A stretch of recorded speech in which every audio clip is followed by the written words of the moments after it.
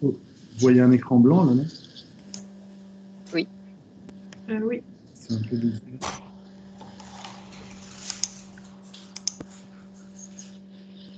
Voilà, normalement, là, vous voyez l'écran ou pas? Non. Non, on voit toujours un écran blanc. C'est bizarre. Voilà, là, normalement, vous voyez.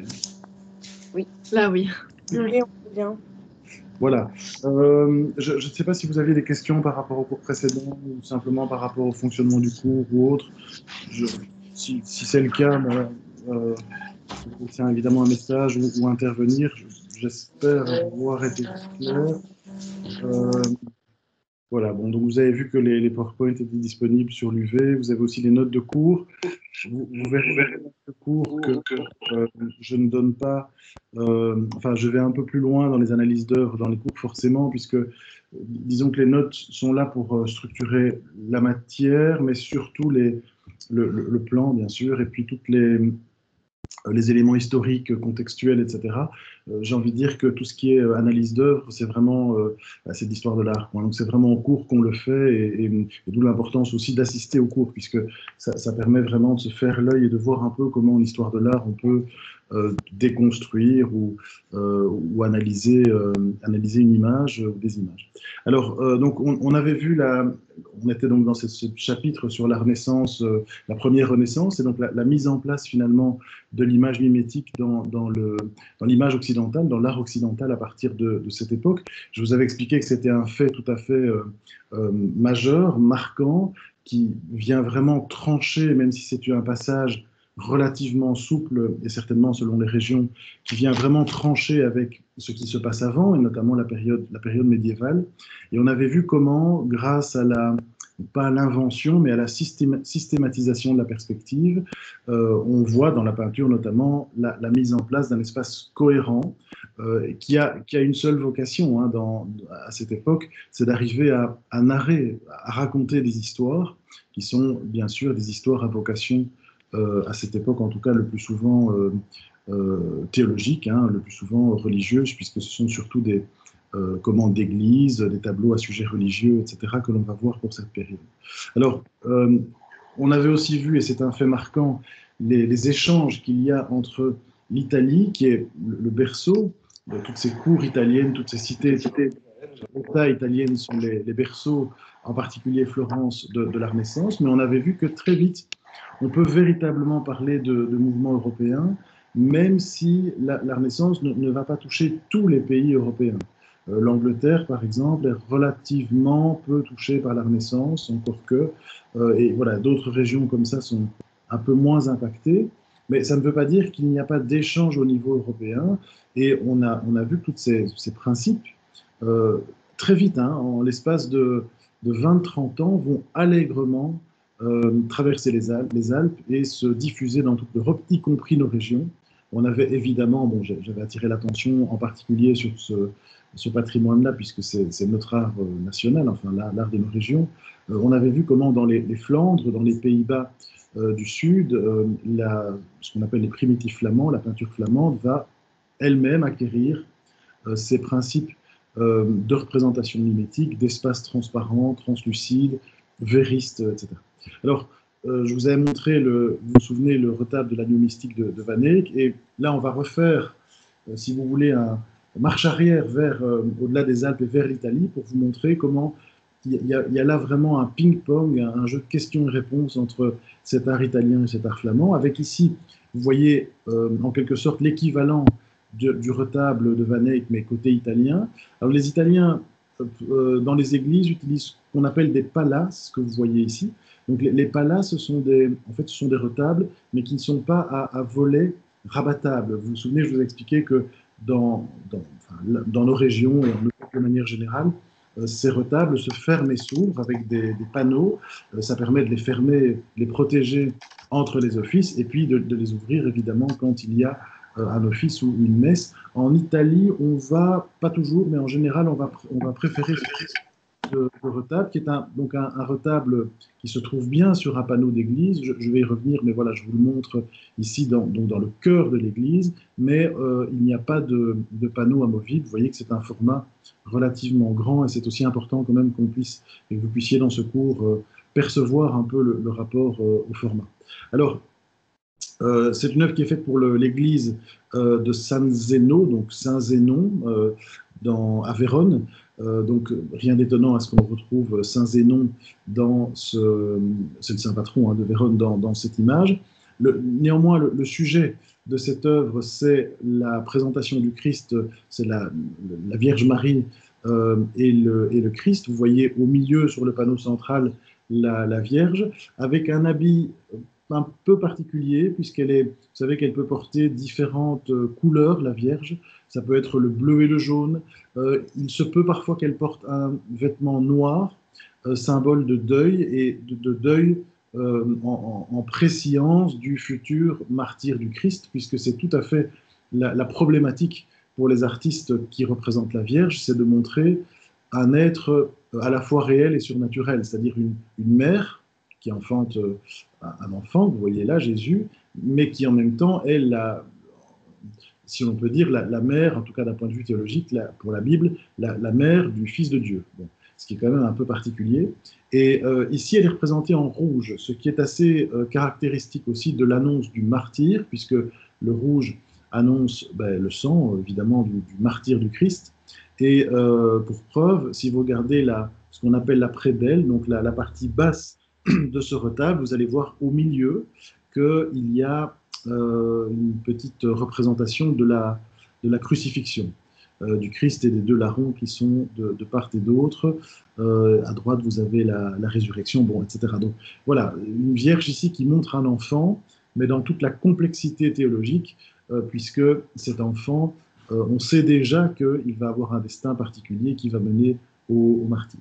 Alors, bon, il y a toute une série de personnages autour, je ne vais pas me répandre en détail, mais ce que je voulais surtout vous montrer, c'est, bien là encore, la recherche véritablement d'un espace cohérent, de manière assez bluffante, assez étonnante, avec une architecture. Vous voyez donc derrière la Vierge qu'il y a une frise, une frise décorée à l'antique, avec des pilastres qui viennent créer véritablement un espace illusionniste par la perspective. Tout ça, c'est peint sur une surface plate, avec des références à l'Antiquité, ce qui est une des caractéristiques de la Renaissance, pour donner vraiment cette impression de profondeur et d'espace. Alors, ce qui est assez amusant, étonnant, c'est que cet espace vient se connecter à la décoration sculptée, bien réelle, celle-ci, elle n'est pas peinte, du retable lui-même. Donc, je ne sais pas si vous voyez ma souris, mais vous voyez que ce retable, c'est du bois sculpté et doré. Et donc, vous avez ces colonnes, ces entablements, ces frontons, toute une série d'éléments qui reprennent, au fond, l'architecture d'un temple antique. Ça vous rappellera les cours de monsieur Tolbeck, avec des chapiteaux corinthiens, composites probablement. Bref, donc une architecture plastique en 3D, si je puis dire, qui est connectée, ou en tout cas que l'artiste vient rechercher pour créer un espace parfaitement homogène. Donc voilà des systèmes tout à fait nouveaux, et si on va plus loin, on verra que en réalité, la typologie des colonnes, ou en tout cas cette forme des colonnes avec ces chapiteaux corinthiens, duplique elle-même les colonnettes que vous voyez ici, qui se trouvent dans le cœur de cette église. Donc on a vraiment cette recherche, comme chez Van Eyck, on avait vu vraiment le même système, cherche à connecter l'espace réel et l'espace peint et sculpté, comme s'il n'y avait aucune différence. C'est cette idée de guibertienne de la peinture comme fenêtre ouverte sur le monde. Voilà, la peinture cherche à se donner à la hauteur de ce que l'humain perçoit de la réalité. C'est vraiment ça qu'il faut retenir de cette période et de cette mise en place de l'image mimétique à la Renaissance. Alors vous voyez aussi comment le groupement des personnages va renforcer cette idée comment dirais-je, de saisie dans l'espace, hein, de profondeur de champ. Vous avez des personnages monumentaux qui sont inspirés par les canons de l'Antiquité et puis qui sont mis en arc de cercle autour de la Vierge, ce qui est évidemment tout à fait légitime, mais qui vient donner une forte présence des corps dans l'espace. Et on va trouver, je voulais vous montrer une petite comparaison parce que c'est vraiment tout à fait similaire, ces 4 saints couronnés que l'on trouve dans l'une des niches de l'église, oui, donc Orsan Michele, c'est une église hein, qui se trouve à Florence, une église assez particulière d'ailleurs, inachevée pour sa façade, ce qui explique les alentours un peu bruts de cette niche. C'est une église dont les façades extérieures ont été décorées par des commanditaires qui sont les corporations florentines, et ici de la ville de Florence. Et donc ici vous avez la corporation, une commande, la corporation des, alors si je me souviens bien, c'est charpentiers et sculpteurs. Et vous voyez d'ailleurs dans la partie basse des reliefs qui évoquent le travail, entre autres, de la sculpture qui se trouve ici à droite. Vous avez 2 personnages qui sont en train de sculpter une petite statue. Alors, ce qui est assez intéressant et étonnant, c'est que quand vous regardez cette niche, vous vous souvenez, on y reviendra à la période gothique, comme la sculpture est soumise à l'architecture. La sculpture vient s'insérer dans l'espace de l'architecture. Elle rentre au chausse-pied dans le cadre de l'architecture. Ici, on va voir, et c'est typique de la Renaissance, une forme de prise de liberté ou d'indépendance par rapport à la sculpture. Et donc, plutôt que de représenter ces 4 personnages alignés comme des statues-colonnes frontalement, eh bien, Nanni Di Banco va profiter de cette niche, de l'espace de la niche, pour les représenter dans la profondeur. Alors, ça peut paraître étonnant, puisque 2 sont presque un peu cachés, mais en même temps, ça vient donner un immense sentiment de naturel, comme si on assistait à une conversation entre 4 personnages, et ça vient surtout accentuer ou donner un effet de profondeur, ce compris dans la sculpture. Alors, quand même pour que vous compreniez le sujet, donc ce sont 4 saints, donc personnages qui ont été canonisés. Ce sont en réalité 4 sculpteurs, ce qui correspond bien à cette commande hein, par la corporation des sculpteurs, qui ont été martyrisés par un empereur romain parce qu'ils ont refusé de tailler une idole païenne. Donc, on leur a demandé de tailler une effigie de l'empereur ou d'un dieu romain. Ils ont refusé puisque ce sont des artistes qui étaient chrétiens à l'époque et ils ont été martyrisés dans l'arène et canonisés pour cela après par l'Église catholique. Voilà, bref, mais donc pour vous montrer vraiment ces premières apparitions d'une recherche d'espace vériste également dans la sculpture, et on va creuser ça dès maintenant. Alors je voulais vous montrer aussi, donc quand vous regardez la perspective de la partie supérieure, donc l'endroit où se trouve la Vierge, on peut être un peu étonné, on a l'impression d'un contre-plongé très fort. Donc c'est comme si, comment je vais vous expliquer ça, c'est comme si on était vraiment d'un point de vue très bas et que la perspective partait fortement vers le haut. Vous voyez que c'est comme si le point de vue, si on était très bas, plus bas que mon ordinateur, et qu'on voyait cette œuvre par le bas, et avec donc ce point de fuite qui part vers le haut. Alors, ça peut paraître un petit peu étonnant, c'est pas comme si on était en frontalité devant cette image et qu'on la voyait dans le lointain, mais en réalité, Mantegna a tout simplement tenu compte de la situation réelle de l'Église, de l'autel, pardon, dans l'Église. C'est pour ça que je vous montre cette image. Donc, il a anticipé l'endroit où allait se trouver ce retable, cette pala, dans l'Église. Et vous voyez effectivement, il n'y a pas de personne dans cette église, mais que si on se trouve sur le sol, on est devant cet autel, et que donc, de fait, on voit cette œuvre d'un point de vue surbaissé, d'un point de vue plus bas qu'elle-même, plus bas que cette œuvre. Et du coup, Mantegna a corrigé la perspective ou adapté la perspective de manière à ce qu'elle corresponde au point de vue réel du spectateur qui va se trouver devant elle dans l'église. Donc c'est quand même très particulier, et ça montre, je pourrais vous donner des milliers d'exemples comme celui-là, ça montre vraiment que les artistes ne font pas des représentations pour ce qu'elles sont, mais cherchent à connecter l'espace peint, la représentation peinte et l'espace réel, avec toujours cette idée de passage spontané, naturel, fluide entre ces deux espaces. Ça va pour ça, c'est pas forcément des notions très simples, mais c'est important à comprendre parce que c'est vraiment une caractéristique de l'époque. Vous me suivez pour ces effets de perspective? Oui, Oui, ça va. oui, oui. Oui, sans souci. Super. Alors, on va parler maintenant effectivement de la sculpture. Et on va voir la même chose. C'est-à-dire que les artistes qui vont travailler la sculpture à cette époque, comme en peinture, vont être préoccupés par la mise en place d'un espace mimétique qui imite ou qui reproduit notre perception humaine de la réalité.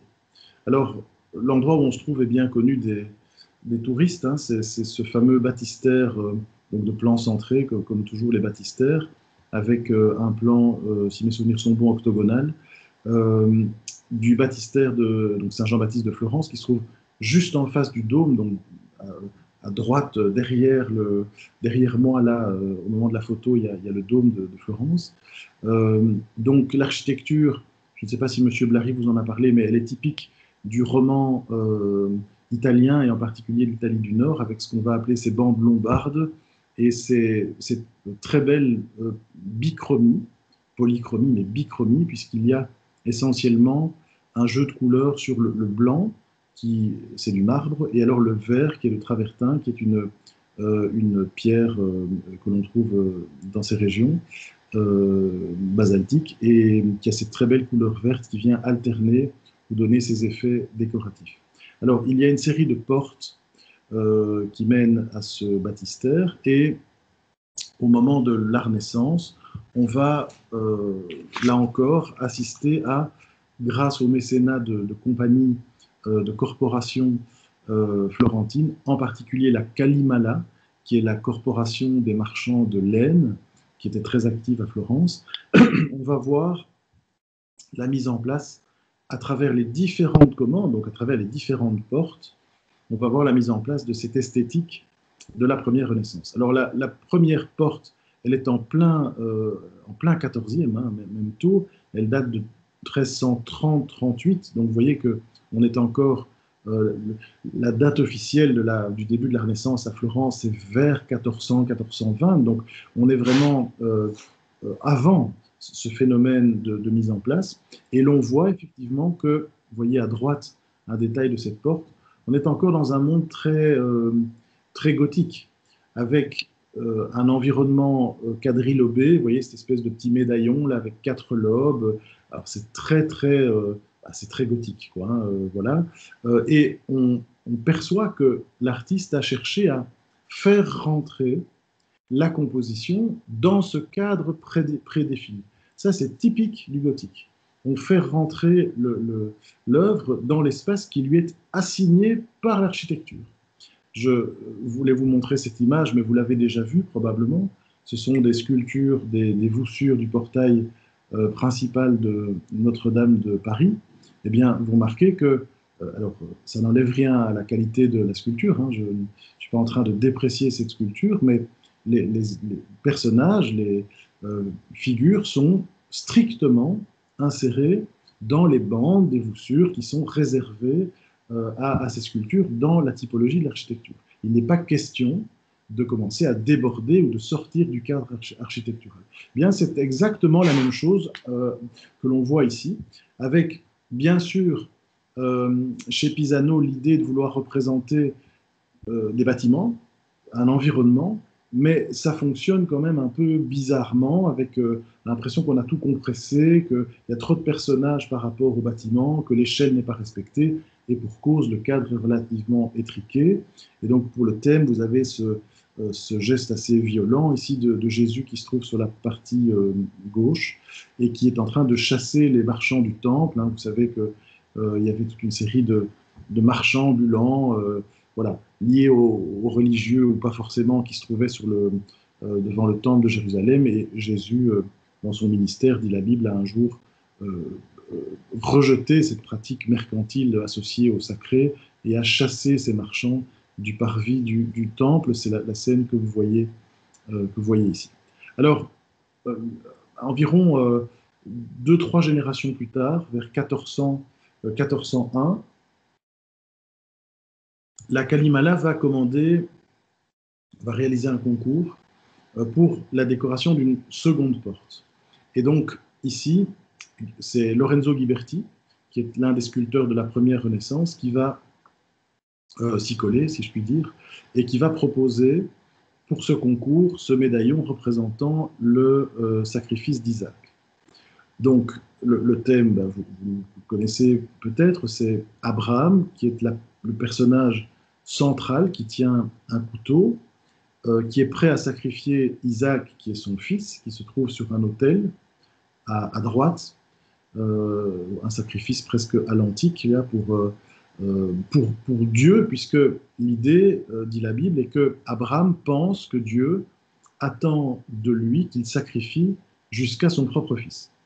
Alors, voilà, à gauche, vous avez un serviteur avec je crois que c'est un âne, enfin un animal de porc, et sur la partie droite au-dessus, vous avez un ange qui vient arrêter le geste d'Abraham en lui disant « Mais que fais-tu ?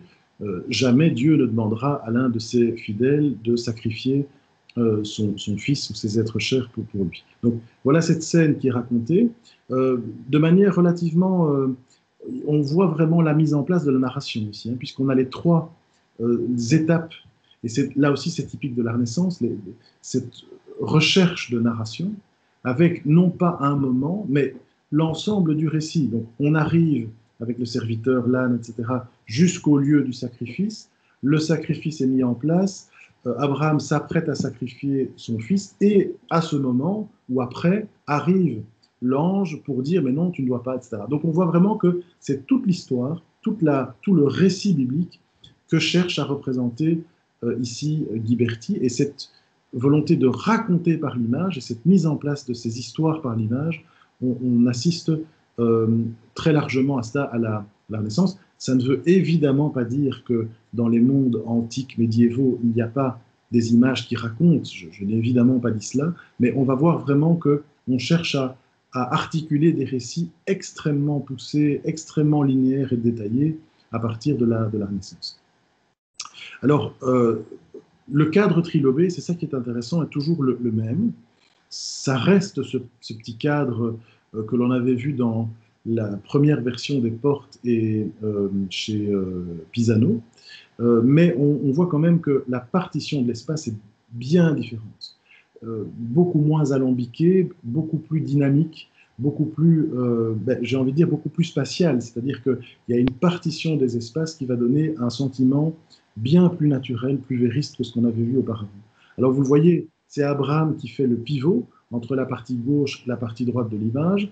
La partie gauche, elle est paysagère, puisqu'on a des éléments de décor, on a un sol, un arbre, des rochers, le serviteur qui est plus bas qu'Abraham. Donc on voit vraiment que Ghiberti a fait un effort pour spatialiser cette œuvre et représenter tout simplement un espace.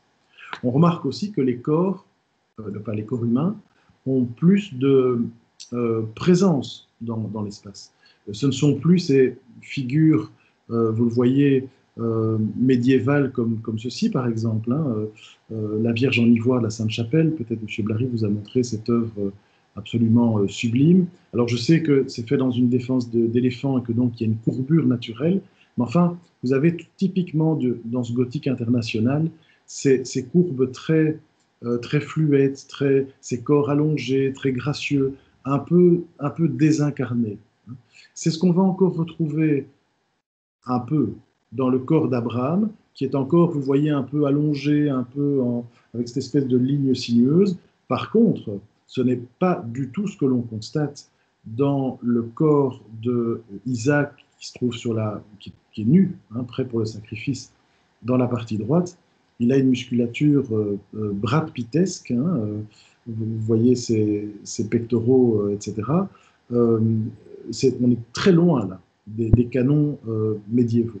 Et bien sûr, ce que l'on constate ici, c'est que c'est l'Antiquité qui va servir à ce moment-là de source, d'inspiration pour redéfinir les corps et redéfinir les corps dans leur présence dans l'espace. Alors voilà le type d'information, en tout cas de sources que les artistes utilisaient à l'époque. Ce sont bien sûr les sculptures antiques qui abondaient en Italie, et en particulier les sculptures du Camposanto de Pise. Donc, en fait, le Camposanto, c'est un cimetière, hein, c'est une nécropole romaine des premiers et seconds siècles, donc d'époque impériale. Et il y a toute une série de sarcophages sculptés qui ont beaucoup influencé, puisqu'ils ont été découverts au moment de la Renaissance. C'est une sorte d'actualité pour la Renaissance, et ça a une grande influence. Vous voyez, bien sûr, que ce type de personnage, ce dieu nu, musclé, etc., montre un canon du corps humain bien différent et qui a influencé, qui a été la source de ces artistes à la Renaissance.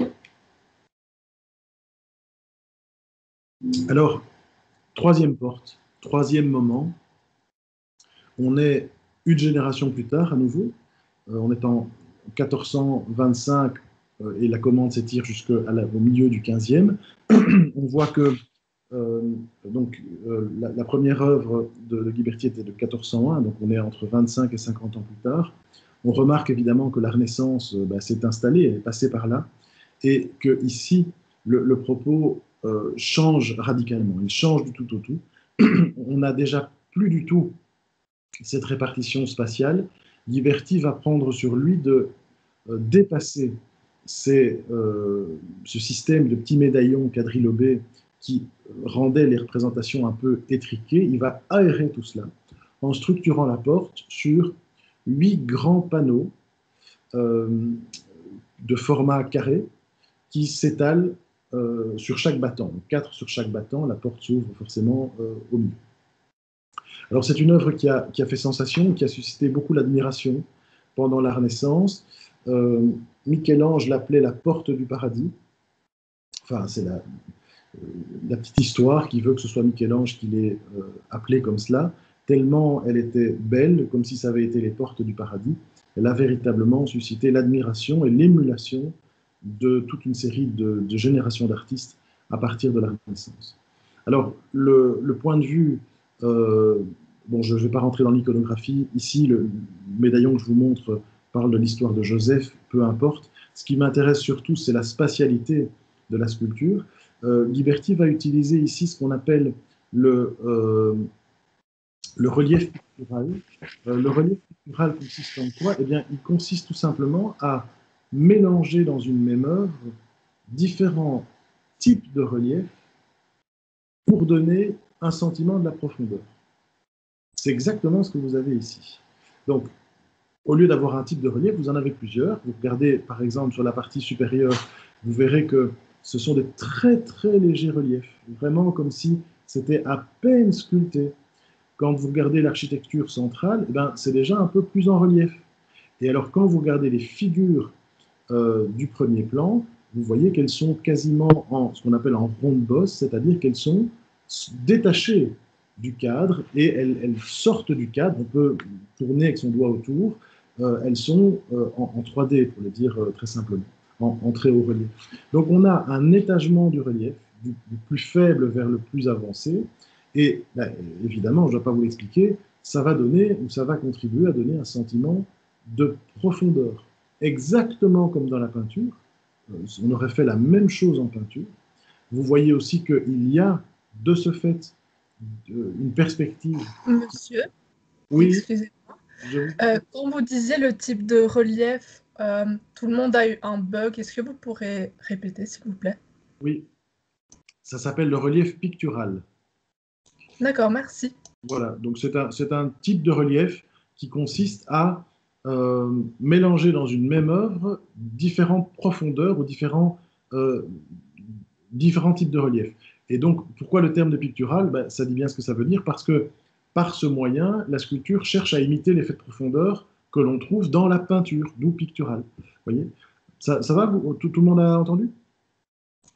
Oui, merci. Oui, super. Donc, voilà, donc vraiment, cette recherche de dégager une profondeur, un sentiment de profondeur. Et ici, on est en sculpture, hein, bien sûr, mais on pourrait se trouver tout à fait de la même manière dans un espace peint. Ce sont les mêmes règles de composition. Et donc, on voit que les différents arts, peinture, sculpture, on va parler aussi de l'architecture, bien se mettent sur ce même principe, qui est un principe régisseur qui vient structurer l'ensemble des représentations. C'est ça que je voulais vous dire, c'est ça qui est important à la Renaissance, pas seulement la peinture.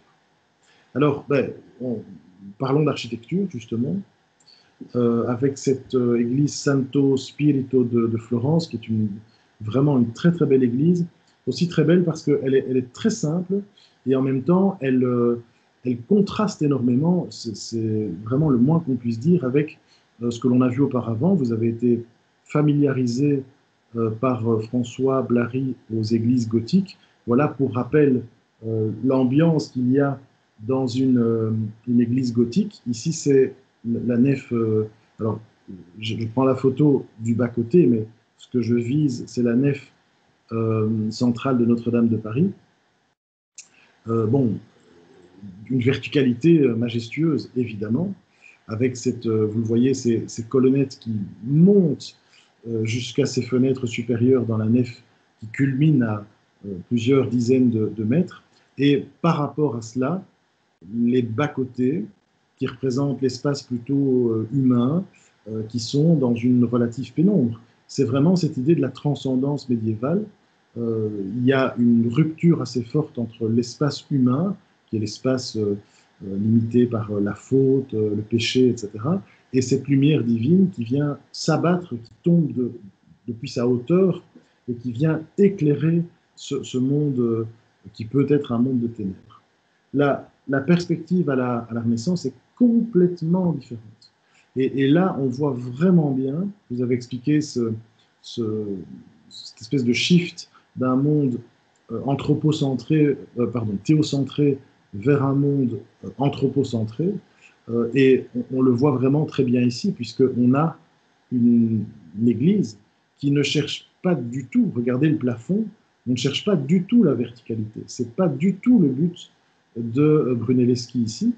Au contraire, le plan se développe plutôt de manière horizontale, avec un éclairage qui vient toucher l'ensemble des parties, un sentiment d'ouverture qui touche l'ensemble de l'Église et qui vient placer le divin et l'humain dans une sorte de coprésence harmonieuse. Ce n'est pas un rapport de verticalité, c'est un rapport de latéralité. On est dans un même espace entièrement baigné par cette lumière, alors certes divine dans l'imaginaire théologique, etc., mais qui vient embrasser l'être humain et non pas le dominer ou le transcender. Alors, ça se marque dans le plan. Je vous ai ici fait deux petites flèches depuis... Alors, le point de départ des flèches marque l'endroit exact duquel je peux apercevoir, quand je suis dans la nef, les bas-côtés, enfin, les éléments du narthex, vraiment les parties latérales du narthex. Donc, quand vous êtes au milieu de la nef, en fait, vous voyez l'entièreté de l'église, puisque vous voyez la nef, toutes les chapelles avoisinantes, mais vous voyez aussi les parties du narthex, et forcément, vous voyez le chœur. Ça ne marche pas du tout comme ça dans une église gothique. Hein, dans une église gothique, pour voir j'ai dit narthex, excusez-moi, c'est le transept. Quand vous voulez voir les parties latérales du transept, vous devez être quasiment à l'approche du chœur pour voir les parties latérales du transept. Ici, on a un plan en croix, mais qui est un plan complètement ouvert à la vision, c'est-à-dire que du regard, on peut embrasser à peu près l'entièreté de cette église. Alors, comment ce plan fonctionne? Eh bien, il va fonctionner un peu comme dans la peinture, par l'application très stricte, très rationnelle de la géométrie. Vous remarquez qu'au niveau du chœur, on a tout le programme géométrique, mathématique, qui va permettre à cette œuvre de fonctionner. On a donc un carré. Ce carré est l'espace du chœur, le point de croisement entre la nef et le transept. Et dans ce cœur, dans ce carré, on a un cercle. Alors, si vous regardez le reste, ce n'est qu'un dérivé de ce module partout. Il n'y a rien qui change par rapport à ce module. Donc ces carrés se retrouvent dans tous les carrés qui forment un carré est égal à un des bas-côtés du transept, etc. La nef, en réalité, vous pourriez dessiner ces carrés, c'est une succession de ces carrés, etc., etc. Alors vous allez me dire, oui, mais sur les parties latérales, en fait, les petits carrés des bas-côtés, ce sont simplement un quart des grands carrés. Donc si vous prenez un carré comme ça, que vous le divisez en 4, vous aurez 4 petits carrés, forcément, et c'est ce que vous trouvez ici. Si vous prenez les absides des petites chapelles qui se trouvent de manière latérale, ça correspond à quoi? Mais ça correspond à une portion de cercle que l'on peut trouver dans l'un de ces petits carrés. Donc on est chaque fois dans un dérivé mathématique de ce module de départ qui est découpé, fragmenté et utilisé pour créer l'ensemble du plan. Alors ça, ce sont des conceptions vraiment qui vont obséder les hommes de la Renaissance. Je vous montre cette image célébrissime, je ne dois même plus vous la présenter, l'homme de Vitruve, de Vinci. Bon, on pourrait dire évidemment énormément de choses là-dessus, mais on voit vraiment que cette idée de proportion du corps humain et surtout de rapport entre le corps humain et la géométrie, mais au sens grec, la géométrie comme expression d'un idéal humain. La géométrie n'est pas simplement des mathématiques que l'on fait à l'école. Voilà. Non, c'est presque un projet philosophique. Les mathématiques comme principe structurant de la géométrie de l'univers. Et donc, vous voyez ici Vinci qui cherche à mettre en adéquation les formes principales de l'être humain et des positions de l'être humain avec les formes géométriques pour trouver cet écart parfait, cette harmonie parfaite entre humanité et environnement symbolisé par la géométrie. C'est exactement ce que fait Brunelleschi ici avec ce plan que vous voyez là. Alors, par rapport à la lumière, c'est très subtil, mais je voudrais vous le montrer. On peut se poser la question, comment il s'y prend, Brunelleschi, pour arriver à trouver cette lumière qui est quand même assez incroyable. C'est pas si simple que ça d'éclairer. Il n'y a pas de... Il n'y a pas un interrupteur pour éclairer enfin, en tout cas à l'époque, pour éclairer cette église. Donc, il faut travailler avec la lumière naturelle. Quand on a des espaces aussi grands et aussi définis, une église, il y a une nef, il y a des bas-côtés, on ne fait pas ce qu'on veut. C'est vraiment pas facile. Donc, comment il fait? Eh bien, il va utiliser un système absolument génial et redoutable. Il va surhausser les voûtes. Alors, je m'explique. Vous avez ici les voûtes, qui sont des voûtes en plein cintre, à la romaine. Vous voyez qu'on renoue là encore à l'Antiquité, ce ne sont plus les ogives du gothique. Il va les surhausser, c'est-à-dire que ces voûtes sont un peu plus hautes que ce qu'elles n'auraient pu être. Alors, vous allez me dire, oui, mais enfin, pourquoi vous dites ça? Je dis ça parce que regardez la manière dont il pose ces voûtes sur les colonnes. Vous avez dans l'architecture la colonne, forcément, avec sa base. Vous avez un chapiteau. Ici, c'est un chapiteau d'ordre corinthien. Et puis, vous avez un petit entablement et le départ des voûtes. Sauf que ici, il va placer quelque chose, c'est ce qu'on appelle un dé comme un dé à jouer, c'est-à-dire un petit cube qui vient surhausser, augmenter, surélever le départ des voûtes. Et si le départ des voûtes est surélevé, forcément, les voûtes, elles seront plus hautes. Donc les voûtes, elles arrivent un peu plus haut que ce qu'elles ne devraient atteindre. Alors, qu'est-ce que ça va avoir comme conséquence? Ça va avoir une conséquence majeure, c'est que vous voyez que dans les bas-côtés, sur les retombées de voûtes, ici, vous avez ce qu'on appelle des oculi. Les oculi, ce sont des petites fenêtres circulaires qui laissent passer, bien sûr, la lumière. Eh bien, comme ces voûtes sont ajourées, comme elles sont surhaussées, eh bien, ça permet de laisser passer la lumière. Ça permet de laisser rentrer la lumière, non pas la lumière verticale qui tombe du sommet, mais la lumière latérale qui provient de ces oculi que l'on trouve dans les bas-côtés. Et il y en a partout, vous les voyez là, il y en a de l'autre côté aussi. Et donc ça va permettre à cette église de bénéficier d'une lumière verticale, mais aussi d'une lumière latérale qui vient pénétrer dans tout l'espace de l'église. Et c'est ce système-là qui va donner ce sentiment d'une lumière monsieur, une question. incroyable. Oui, je vous écoute. La petite fenêtre circulaire, vous avez donné le nom. Oui, J'ai pas bien suivi, s'il vous plaît. oui, ça s'appelle un. Alors, c'est du latin, donc c'est oculus, comme ça s'entend, au singulier, un oculus, un œil en fait, hein, des oculi, voilà, au pluriel, puisqu'en latin, us devient i au pluriel, d'accord? Un oculus, des oculi.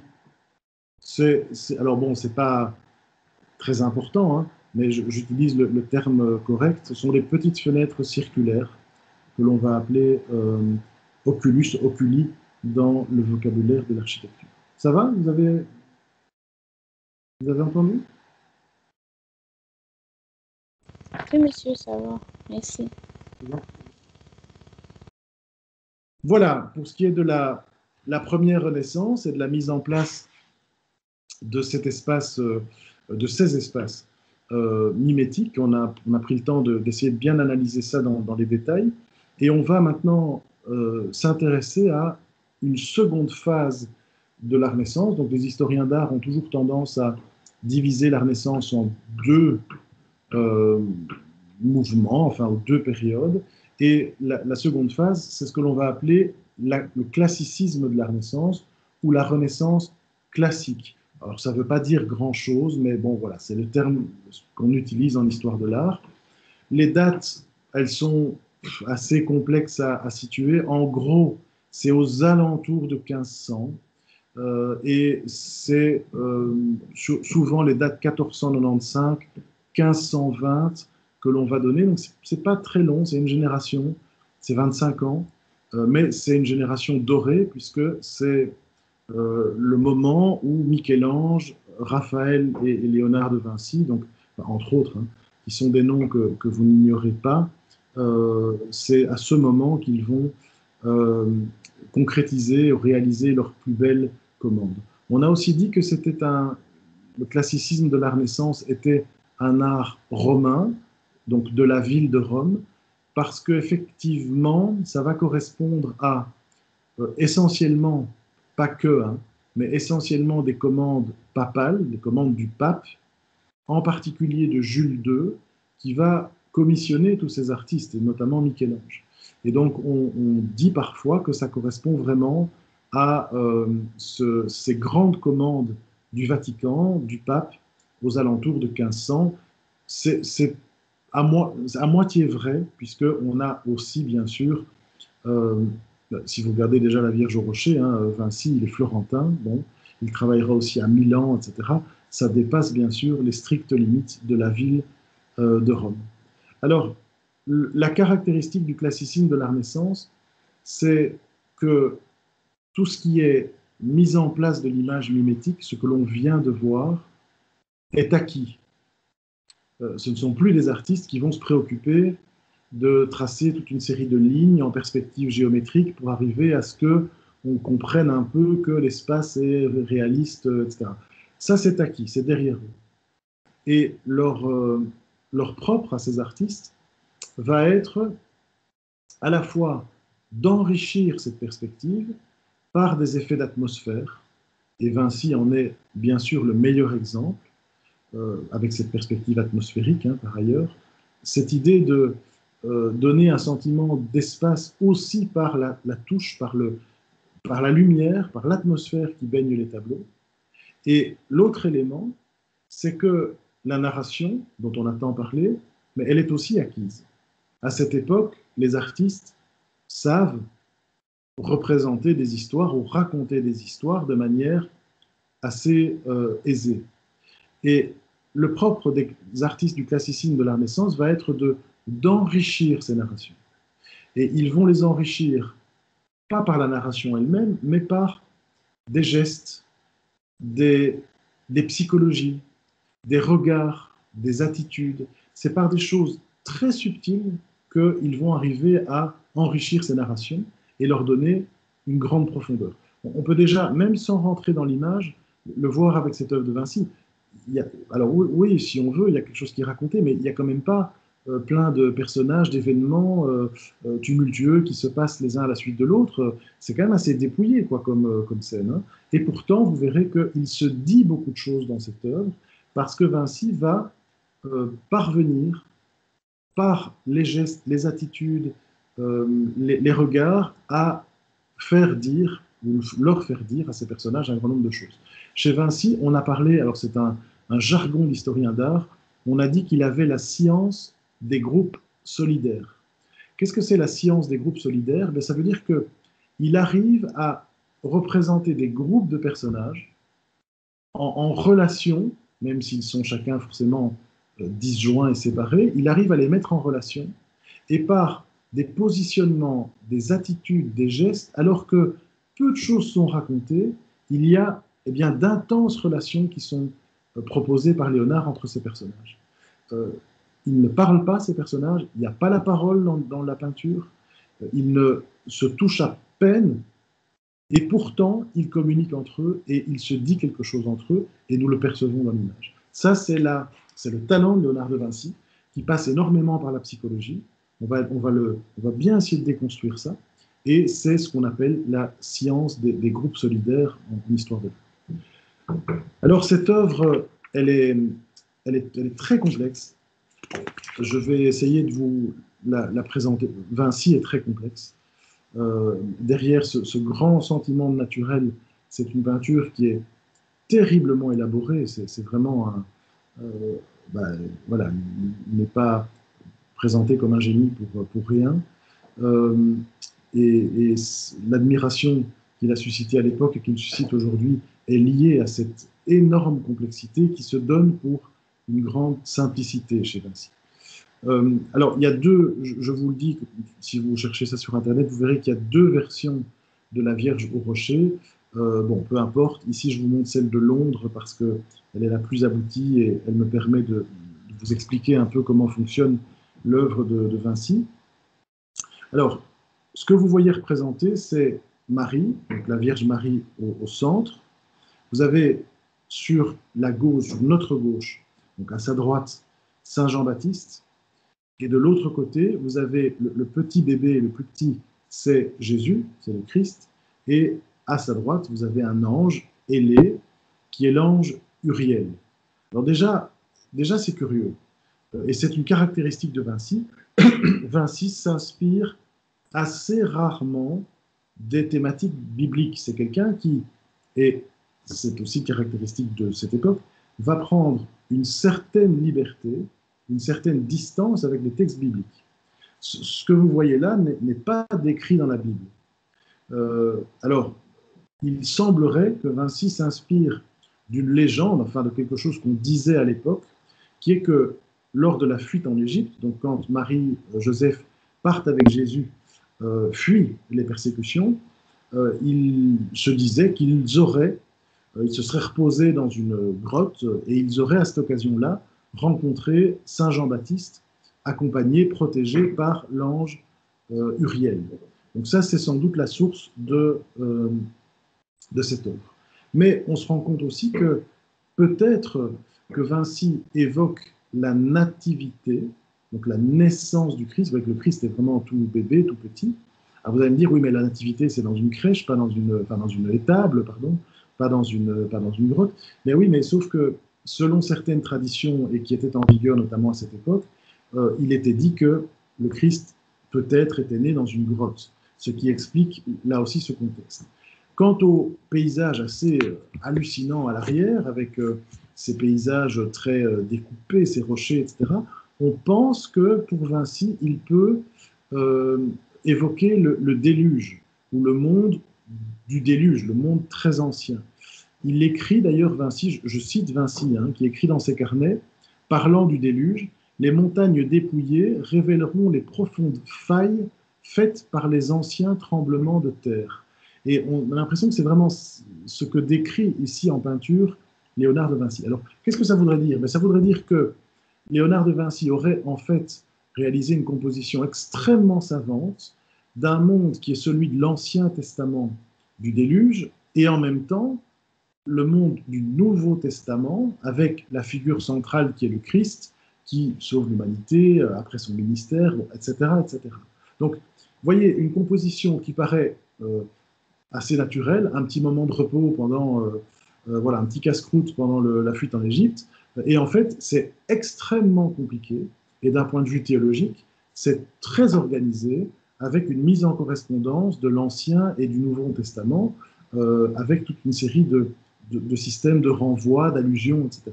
Ça, c'est très typique de Vinci. Alors, vous allez me dire, oui, mais comment est-ce que le Christ annonce la fin des temps, son martyre, sa crucifixion, etc. Et regardez sa position.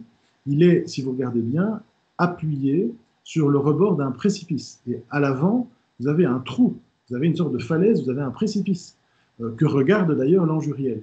La Vierge, d'ailleurs, a un geste qui peut paraître un peu étonnant, que l'on peut interpréter de plusieurs manières, mais qui pourrait être un geste d'effroi en se disant « attention, attention, si tu recules, tu vas tomber dans le précipice ». Il est évident que ce trou, cette falaise, annonce bien sûr le martyre du Christ futur. Donc, on a vraiment cette espèce de connexion entre l'origine et la fin, entre l'Ancien et le Nouveau Testament.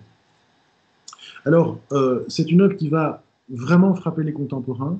Ils vont être stupéfaits par ce sentiment de naturel dans cette œuvre, même si elle a des aspects surnaturels. C'est dû, bien sûr, à aux effets d'atmosphère de Léonard de Vinci. Je vous avais expliqué ce sfumato, cette peinture enfumée, littéralement en italien, cette profondeur de champ donnée par la perspective atmosphérique. Et donc, pour rappel, la perspective atmosphérique consiste à faire dégrader les arrière-plans. Donc, vous voyez la partie bleue, si je montrais avec mon doigt, ça n'ira pas. Voilà, la partie bleue ici à l'arrière-plan. Donc, on dégrade les arrière-plans dans des teintes qui tendent vers le bleuté et qui sont plus floues. Et ça va accroître ce sentiment de profondeur. C'est ce que vous voyez ici dans cette œuvre. Donc, un sentiment de grand naturalisme, et alors, surtout, cette science des groupes solidaires, cette manière chez Vinci de parvenir à représenter les choses en toute subtilité et en toute psychologie. C'est pas un raconteur d'histoire, Vinci. Ou en tout cas, il ne le fait pas en accumulant les personnages avec des gestes, etc. Non, les personnages sont dans des espèces de positions ambiguës, simplissimes, mais c'est par ces petits gestes et ces petits positionnements que toute la substance va passer. Alors, qu'est-ce qui est en train de se passer là-dedans? C'est assez simple. Enfin, c'est assez simple. C'est assez compliqué. Vous avez la Vierge. La Vierge tient de son bras droit Saint Jean-Baptiste. Saint Jean-Baptiste qui tombe en prière devant Jésus. Alors ça, c'est le rôle de Saint Jean-Baptiste. Saint Jean-Baptiste, il est une sorte de prophète, c'est le Messie avant le Messie. Il annonce la venue du Christ et il reconnaît dans Jésus un être, c'est pas moi qui parle, hein, c'est la Bible, il reconnaît un être supérieur qui est plus qu'un petit enfant, qui est le Fils de Dieu, ni moins que ça. Donc, il est en prière, il reconnaît Jésus, le Fils de Dieu, dans ce petit enfant en bas âge. Alors, Marie, la Vierge, a un geste à ce moment-là d'effroi. Hein. Vous voyez son espèce de moment d'étonnement. Alors, il faut se mettre un peu dans la perspective biblique de la figure de la Vierge, et ça doit être évidemment pour le moins un peu spécial pour une femme d'accoucher d'un enfant, et puis qu'on lui raconte que cet enfant, c'est le Fils de Dieu. Donc, on peut imaginer son étonnement. C'est cet étonnement-là de Marie qui est représenté ici. Mais en même temps, on va avoir une sorte de prolongation de cet effet d'étonnement par rapport à son rôle de mère. Marie, elle est la mère de Jésus, elle est censée protéger Jésus qui est en train d'aller gambader près d'un précipice et qui va y tomber s'il continue à aller plus loin. Et donc, elle a à la fois peut-être avec cette main cette envie d'aller l'attraper, le rattraper, et en même temps, elle ne le fait pas. Et c'est une manière symbolique de dire que Marie veut protéger son fils, et c'est normal, c'est son fils, mais elle doit, comme personnage biblique, laisser aller son fils vers son destin, même si son destin est tragique, puisque Jésus terminera, dit la Bible, sur la croix. Donc, on a là vraiment toute cette chose très complexe du statut divin de Jésus, du statut particulier de cette mère qui est Marie, tous ces éléments très mystérieux, extrêmement complexes, extrêmement denses au niveau intellectuel et au niveau théologique, eh bien tout ça va être raconté, expliqué par Vinci, par simplement des gestes, des positions, et il est redoutable à ce jeu-là pour arriver à nous faire ressentir tout cela par la psychologie et par les gestes. Alors, on va... ah ben oui, je vois qu'il est 9 heures. Donc, j'allais passer à une autre œuvre de Vinci où on va prendre le temps de bien, de bien voir comment Vinci passe des narrations à cette espèce de subtilité psychologique. Mais on le fera juste après la pause. Donc, voilà, ne partez pas trop loin. On se retrouve d'ici 9h05, 9h10, dans une toute petite dizaine de minutes. À tout de suite.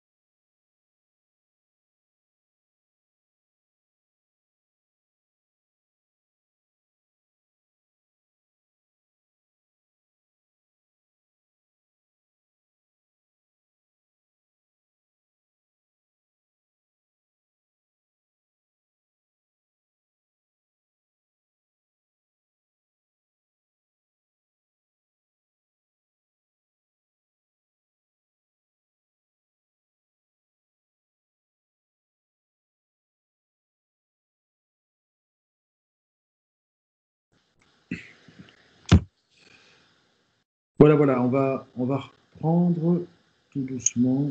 Excusez-moi, monsieur, j'ai une petite question. Je vous écoute. Je n'ai pas très bien compris le lien que vous faisiez avec l'homme de Vitruve et l'architecture. Pouvez-vous réexpliquer? Oui, bien sûr. Donc, l'idée est vraiment à la Renaissance de trouver. Donc, j'avais expliqué dans l'introduction que on a. Alors, c'est évidemment très schématique, hein, les choses sont beaucoup plus complexes que ça, mais on a une vision plutôt théocentrée du monde, donc qui est articulée sur un Dieu transcendant, ce qui peut expliquer un certain nombre de choses, comme cette verticalité de l'architecture. Dieu est plus haut, quoi. Voilà, donc on va le chercher dans la verticalité. À la Renaissance, on a plutôt ce passage vers un monde anthropocentré, ce qui ne veut pas dire qu'on passe à un monde sans Dieu, c'est pas du tout le cas, mais Dieu a une sorte de, et ça se marque déjà à la fin du Moyen Âge, l'homme a une sorte d'autonomie par rapport à Dieu et de possibilité une certaine forme de liberté, d'arriver à comprendre le monde par lui-même, ou en tout cas à sa mesure, avec ses moyens propres. Et c'est ce qui va notamment expliquer tout l'essor de l'humanisme, avec l'essor des sciences, etc., à partir de la Renaissance. Et donc, l'homme de Vitruve, de Vinci, alors il y a des dimensions évidemment philosophiques dans cette œuvre, et il y a d'autres considérations chez Vinci, mais au départ, c'est une recherche d'harmonie entre l'homme et son environnement, puisqu'il cherche à saisir et à comprendre cet environnement, et l'environnement est symbolisé par la géométrie, hein, puisque en tout cas, dans le monde de la représentation, c'est par la construction, par la géométrie, par la perspective linéaire que l'on va placer l'homme dans son environnement. Et donc, ici, la géométrie, les mathématiques sont vraiment perçues comme une sorte de structure ou d'éléments de base pour structurer cet environnement et pour pouvoir positionner l'homme dans différentes positions, statiques, dynamiques, dans des formes qui l'embrassent et qui vont pouvoir structurer l'environnement autour de lui. Donc c'est un peu le principe, et je l'ai montré tout simplement pour essayer de vous faire comprendre à quel point en fait, l'homme est central dans cette église de Santo Spirito. L'architecture, elle est à mesure de l'homme. Et toute la géométrie de cette église n'est qu'une sorte de prolongation de l'homme. Et donc, on n'a pas de transcendance dans cette église, on n'a pas de transcendance, on n'a pas de verticalité, on n'a rien qui domine l'humain, mais on a plutôt un effet d'horizontalité, hein, d'un espace à la mesure de l'homme qui s'y trouve, et pas d'un espace qui écrase l'homme qui s'y trouve. Ça va, je réponds à votre question? Oui, merci beaucoup. Merci beaucoup. Je vous en prie. Alors, on va passer à une autre œuvre Alors, ça fait deux œuvres de Vinci. Bon, j'aime beaucoup Vinci, mais c'est aussi pour être bien sûr que vous percevez ce shift, ce passage, hein, de la Renaissance, la première Renaissance au classicisme de la Renaissance, avec ce phénomène-là de narration très complexe, très subtile. Et donc c'est pour ça que je réinsiste à travers une seconde œuvre. Et vous allez aussi voir que pour cette œuvre, il se fait qu'on a un grand nombre de dessins préparatoires et que du coup, on arrive à bien comprendre comment Vinci progresse dans son œuvre et effectivement comment il évolue de la narration vers des formes beaucoup plus complexes pour raconter des histoires. Alors, je vous montre, oui, bon, petit clin d'œil, puisque cette œuvre a été restaurée, la Vierge, l'Enfant Jésus et Sainte Anne. Donc, vous aviez à gauche son état jusqu'à encore il y a pas si longtemps que ça, et puis à droite, la partie restaurée qui fait donc bien apparaître toute la fraîcheur des couleurs utilisées à la Renaissance, mais qui met aussi en valeur, en relief, la perspective atmosphérique avec le très beau sfumato que vous voyez dans la partie arrière, donc ce paysage avec ces montagnes, etc. Alors, là encore un thème très complexe. La Vierge, l'Enfant Jésus et Sainte Anne. Donc la Vierge, vous savez qui c'est, l'Enfant Jésus aussi. Sainte Anne, c'est qui? Sainte Anne, c'est la mère de Marie. En fait, c'est la grand-mère de Jésus. Alors, pourquoi pas? Mais si on se tient au texte accepté par l'Église, et en particulier la Bible, il est dit que Jésus n'a pas connu sa grand-mère. Donc, cette œuvre, elle est, j'ai presque envie de dire, bibliquement impossible. Donc, là déjà, on perçoit tout de suite la complexité des thématiques de Vinci, qui sont très personnelles, très denses, on se demande ce qu'il veut faire, et c'est toujours un peu en liberté par rapport à l'orthodoxie des textes sacrés. Alors ici, ben, c'est une vue familiale, et c'est comme ça que Vinci va pouvoir représenter ce qu'il veut représenter avec beaucoup de naturel, c'est qu'en fait, c'est une scène de famille. Et tout le monde peut se projeter dans une scène de famille. Quoi de plus simple, de plus naturel, de plus transparent, de plus touchant que une grand-mère avec sa fille, son petit-fils, et dans une scène de jeu, hein, puisque au fond, c'est ces deux femmes attendries qui regardent l'enfant Jésus jouer avec un petit agneau. Donc il y a là rien de compliqué. Et pourtant, quand on rentre dans la thématique, ça va devenir d'une grande complexité intellectuelle, puisque en fait, ce qu'il représente, c'est cette espèce de généalogie du Christ, hein, de ce petit enfant qui a une mère, qui a une grand-mère, et qui en même temps est un être surnaturel, qui est le Fils de Dieu, et qui donc est dans cette généalogie que vous voyez là, mais en même temps qui lui échappe, puisque c'est le Fils de Dieu dans la pensée catholique. Donc, grande complexité, exprimée avec beaucoup de naturel.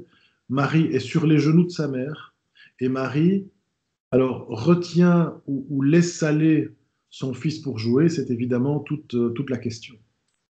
Vous remarquez que les éléments, les symboles, les renvois vers des éléments théologiques profonds sont toujours présents chez Vinci. Vous remarquez dans la partie avant toujours cette espèce de précipice, de gouffre. Marie est, enfin en tout cas, Sainte Anne qui retient Marie est vraiment au bord du précipice. Le Christ et ce petit agneau sont au bord du précipice. C'est une manière d'annoncer le futur sacrifice, le futur martyr du Christ. C'est une manière de montrer ici, presque en préscience, son futur destin. Et vous remarquez qu'une partie du pourpoint ici de la Vierge est rouge, et cette couleur rouge dans le vêtement de la Vierge est, là encore, un symbole du futur martyr du Christ. Donc c'est toute le mystère ici que Vinci veut représenter, une mère attendrie qui veut protéger son fils et qui, en même temps, doit le laisser, puisque c'est un personnage biblique qui joue un rôle dans le texte sacré, elle doit le laisser aller vers son destin. Alors, je vous disais qu'on a pour cette œuvre, toute une série de dessins, et c'est évidemment passionnant, parce qu'on voit vraiment comment Vinci met en place la composition. Et ce qu'on va voir, c'est que il passe d'esquisses où il raconte une histoire, comme on le faisait dans la première Renaissance, et que petit à petit dans ses dessins, c'est toujours comme ça chez Vinci, il évolue vers de moins en moins de narration, de moins en moins d'histoire, par les gestes, etc., et de plus en plus par la psychologie. Donc vous allez voir qu'il va se passer de moins en moins de choses dans cette œuvre, et en même temps, Vinci va complexifier, densifier, travailler de plus en plus les psychologies. Alors regardez par exemple ici les premiers dessins, donc ça c'est vraiment un croquis préparatoire. Alors il y a la Vierge ici, Jésus qui est dans ses bras, là pour le coup, le petit agneau, et alors on a deux personnages, c'est deux fois Sainte Anne, mais il cherche à la positionner. Donc on voit vraiment la mise en place ici de la composition, mais on voit que tout le jeu ici, c'est Marie qui retient son fils pour ne pas le laisser aller vers l'agneau qui est le symbole du martyr, et donc on a Marie qui ne veut pas que son fils aille vers son martyr.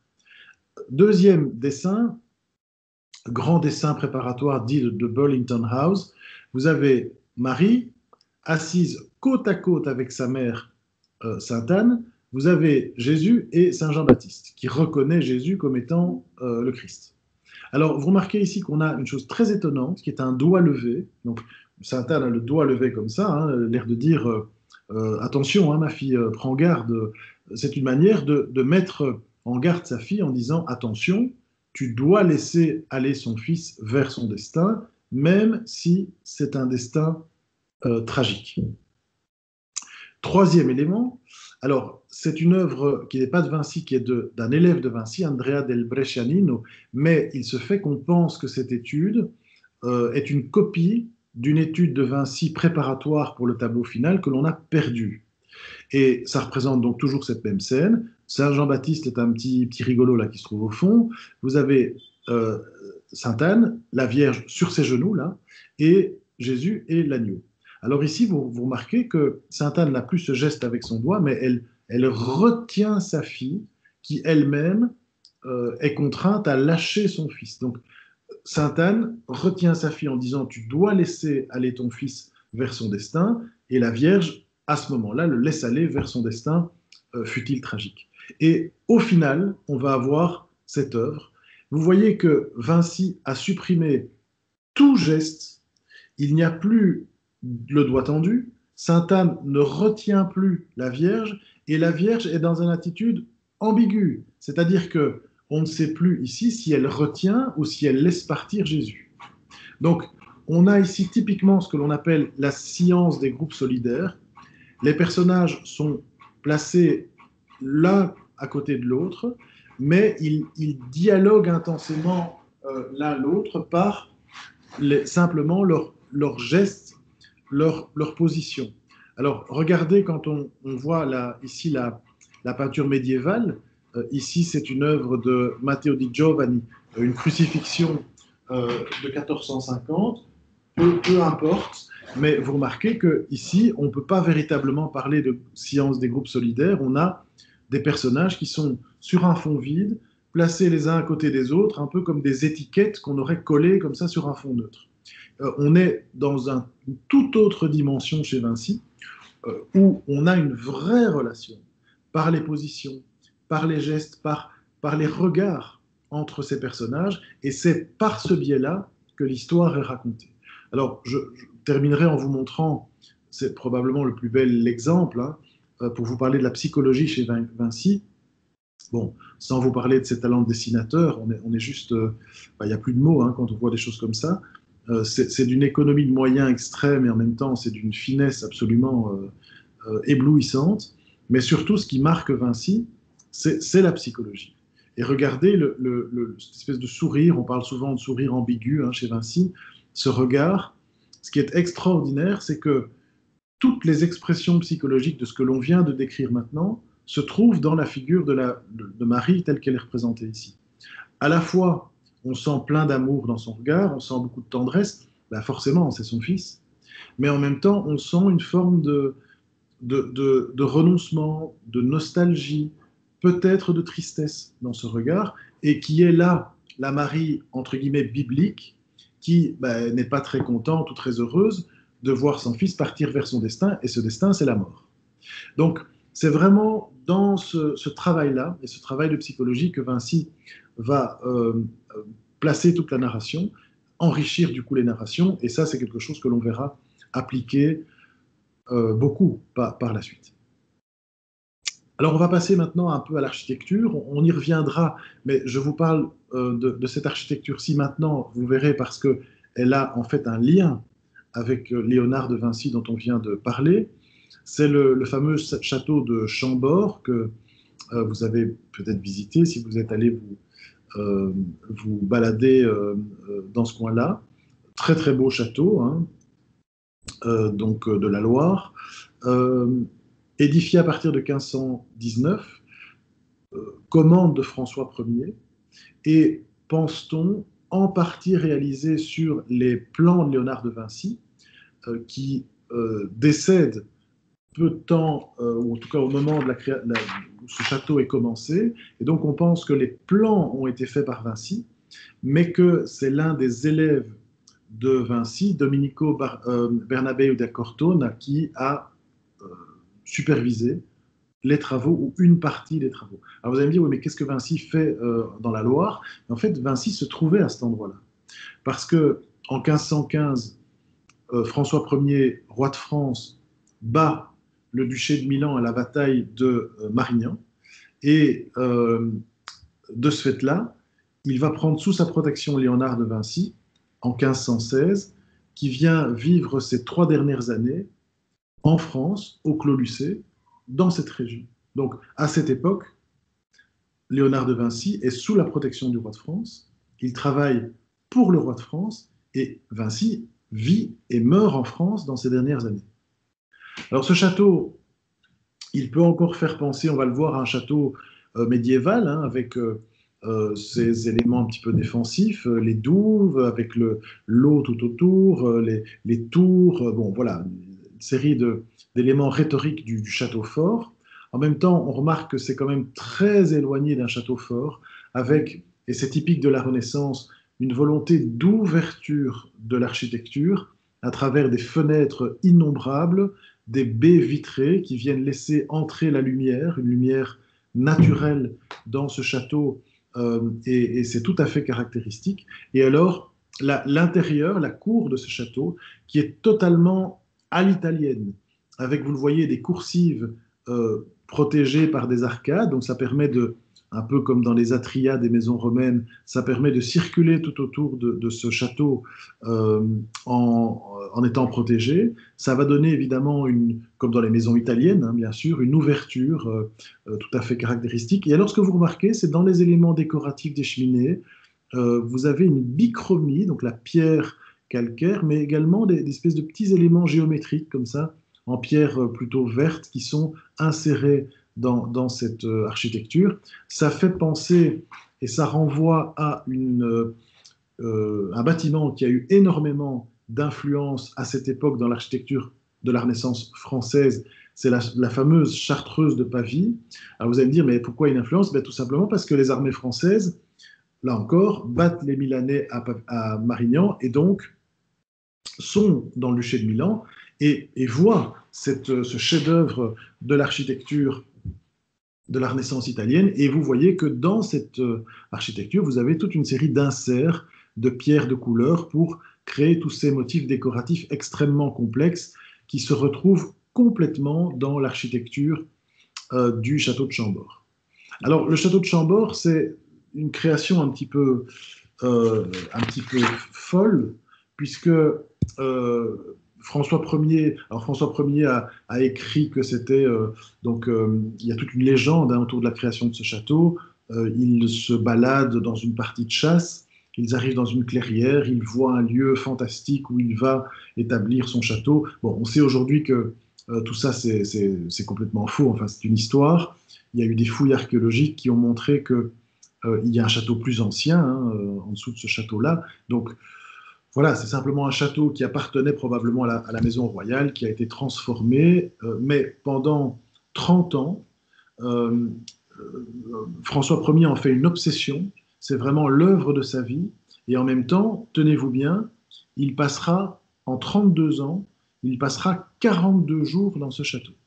Donc c'est un château où il aura séjourné pendant 42 jours, en 30 ans. Alors, je sais que François Ier était très occupé, mais enfin, c'est quand même étonnant d'investir autant d'argent, autant d'énergie dans un château que François Ier, en fait, ne fréquentera pas.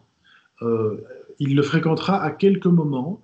Par exemple, quand il balade Charles Quint en France, il ira lui montrer Chambord. Donc on sent que pour lui, c'est une sorte presque de testament artistique. C'est une représentation du pouvoir royal, probablement de ce qu'il entend de l'art à l'époque, mais c'est presque une folie architecturale sans réelle vocation d'être habitée de manière systématique. Alors, je vous le disais, le plan, oui, il peut faire penser un peu à un château fort avec ses tours d'angle, ce plan carré, bon, voilà. Néanmoins, je vous l'avais expliqué, ces ouvertures. Mais on a un élément ici étonnant dans la partie du corps de logis. On a cette croix centrée qui vient distribuer l'espace ou structurer l'espace. Et on a surtout ce petit élément circulaire que vous voyez là, qui est un escalier tout à fait particulier, escalier monumental, qui vient structurer la distribution de l'espace et l'accès aux différentes pièces de manière très organisée, très logique, très ouverte. Et là, on est clairement dans la Renaissance, et on pense même qu'on est dans une création signée Léonard de Vinci. Voilà ce fameux escalier qui est extraordinaire, c'est presque une œuvre d'art à part entière, vous voyez sa monumentalité, mais ce que vous voyez surtout, c'est que c'est un escalier à double révolution.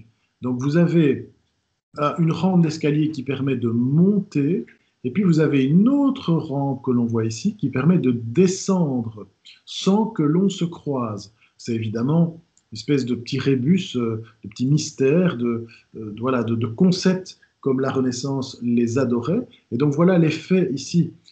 Alors tous les gens qui vont visiter s'amusent évidemment à faire ça. Si vous êtes avec votre copain, votre compagne, etc., il y en a un qui monte, l'autre qui descend. On ne se croise jamais. Et on se voit, voilà, on se voit à distance, on se voit par les petites lucarnes, mais on est chacun dans une rampe d'escalier différente qui tourne autour de cet escalier central. Alors, vous allez me dire, mais pourquoi on pense que Vinci est à la base de ça? Parce que dans les carnets de croquis de Vinci, on a une recherche intense sur les escaliers à plusieurs révolutions, vous le voyez ici, hein. Et Vinci ne fait pas ça pour la beauté du geste, au départ, il fait ça pour des raisons militaires. Vous avez ici un escalier à 4 volets. L'idée est de pouvoir permettre le transport des troupes le plus vite possible vers les points de défense sans qu'on soit tous encombrés dans un petit escalier où on n'arrive pas à circuler. Donc l'idée est vraiment de pouvoir distribuer les déplacements de manière fluide, et c'est pour cette raison que l'on pense que c'est Vinci qui est à l'origine du plan de cet escalier. On voyait aussi que dans les éléments donc c'est toujours un carnet de Vinci ici, on voit la partie centrale de l'escalier avec les marches tout autour, et on voit que sur cette partie centrale, Vinci a dessiné des espèces de lianes décoratives qui tournent autour, comme une liane qui s'enroulerait autour de cet élément central. Eh bien, on retrouve ça, vous le voyez ici, dans ce très bel escalier du château de Chambord. Et donc, voilà, il semble assez clair que Vinci a été l'inspirateur, sans doute le créateur de cet escalier et peut-être du château lui-même. Dans le château, vous avez toute une série de décorations très typiques de la Renaissance, avec des symboles très complexes, très élitistes, très savants, très érudits. Et les cours princières veulent montrer évidemment leur bon goût, leur intelligence à travers ces symboles. Vous avez donc ici le F de François Ier, et vous avez toute une série de nœuds qui représentent la concorde, c'est-à-dire la capacité de François Ier à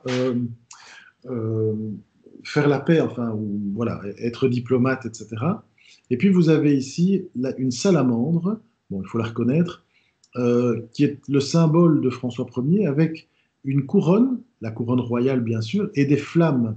Alors ça vient représenter l'intemporalité, la permanence, l'universalité du règne de François Ier, puisque on pensait que, à l'époque, ne le faites pas parce que je vous jure que ce n'est pas vrai, on pensait que les salamandres résistaient au feu, et que si on mettait une salamandre dans le feu, elle n'allait pas mourir du fait des flammes, ce qui est tout à fait faux.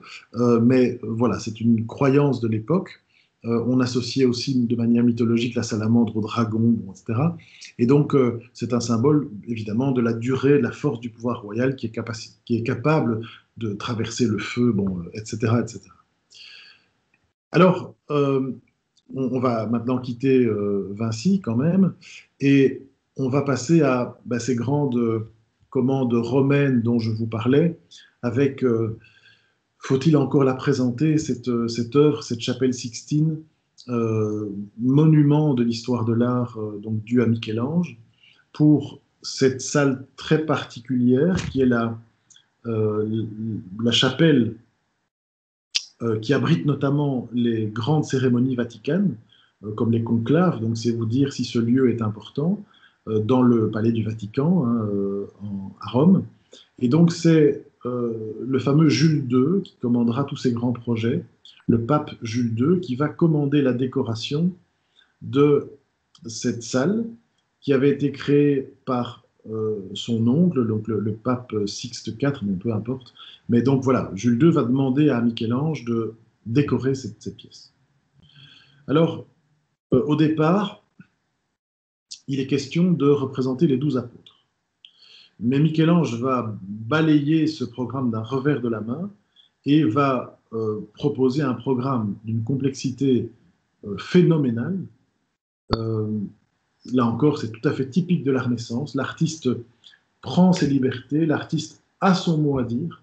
Et donc, c'est Michel-Ange, tenez-vous bien, qui est alors validé par le Vatican, bien sûr, mais qui est à l'origine de ce thème extrêmement complexe que je vais essayer de vous expliquer. Alors, on ne va pas le voir dans tous les détails, loin de là, mais vous expliquer quand même un peu comment il fonctionne. Donc, sur le plafond, sur la voûte, on a 9 scènes.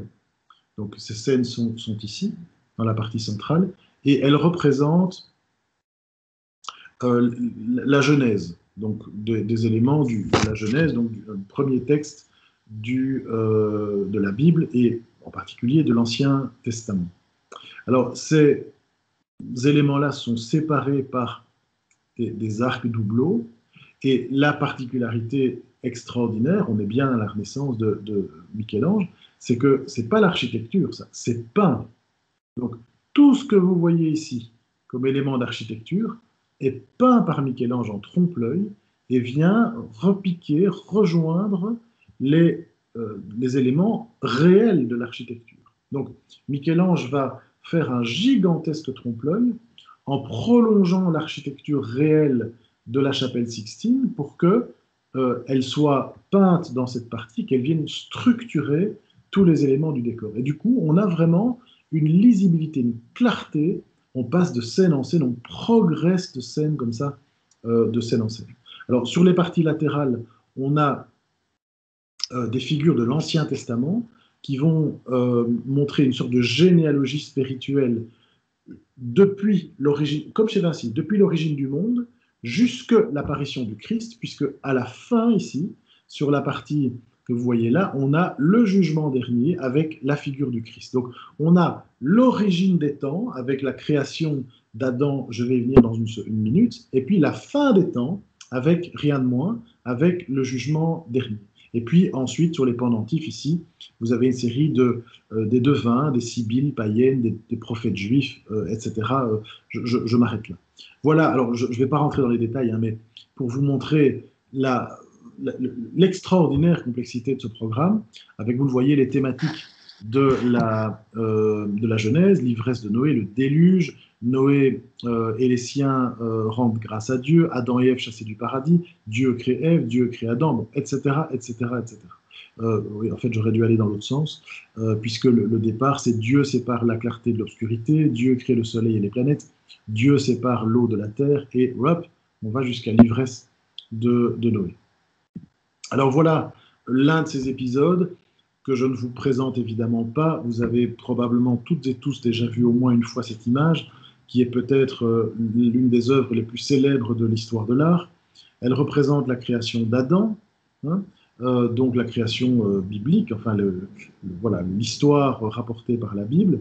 Donc vous avez ici Dieu le Père qui crée Adam, qui se trouve à cet endroit. Dieu le Père qui est entouré lui-même de différents personnages dans un mouvement de drapé que vous voyez là, un geste extrêmement dynamique, et ici, il tient dans le bras, donc son bras gauche, donc sur la droite, une figure féminine qui n'est autre que Ève. Alors, la caractéristique de Michel-Ange et de son époque, c'est exactement comme chez Vinci, d'arriver à dépasser les narrations classiques, hein, un peu plan-plan, pour représenter les choses par les relations entre les personnages, par leurs gestes, par leurs attitudes. C'est par là que les choses vont être représentées.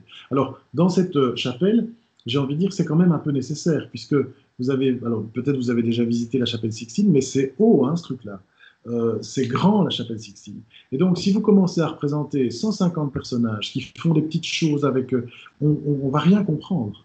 On ne va pas voir à cette distance-là. Donc, il faut, et c'est ce que va faire Michel-Ange, il faut arriver à rendre ce qui est représenté avec de la force, pas trop de détails, pour que le spectateur puisse percevoir ce qui est raconté. Et Michel-Ange va passer peut-être moins par la psychologie, ça c'est plutôt Vinci, Michel-Ange va passer plutôt par la force expressive, par la force des gestes qui sont représentés, par les attitudes qui disent beaucoup. Et c'est presque un travail de sculpteur. Michel-Ange, d'ailleurs, est sculpteur, on le verra. Alors, peu importe, le premier biographe de Michel-Ange a utilisé un mot pour désigner cette caractéristique, et il parle en italien de terribilità.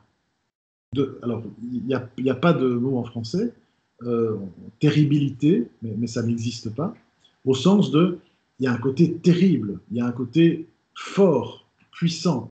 Et je crois que si on devait utiliser un terme en français, on parlerait plutôt d'expressivité. C'est quelque chose de... C'est très expressif, Michel-Ange. Alors regardez la position. Eh bien, on a Dieu qui crée, et donc vous voyez cette main avec ce doigt tendu, rigide, droit, qui vient montrer la force.